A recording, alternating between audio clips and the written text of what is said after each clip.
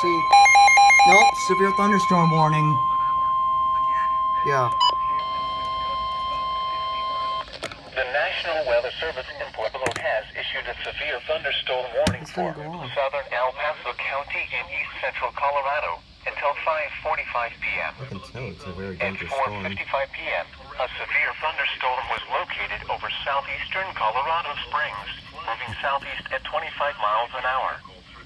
Hazard, 70 miles an hour wind gusts and half-dollar-size hail.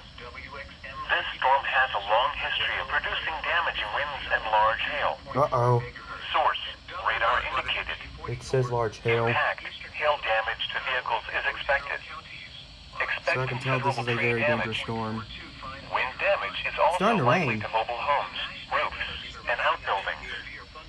Locations impacted include Colorado Springs, Fountain, Hanover, Stratford, Schriever Air Yeah, I Force know. Base, Fort Trying to keep Carson, the eye on the Security, watch. Peterson Air Force Base, Oh, yeah. Security, Whitefield, and Cimarron Hills. For your protection, move to an interior room on the lowest floor of a building. I don't know about the doubleheader for this part. Nope. The flash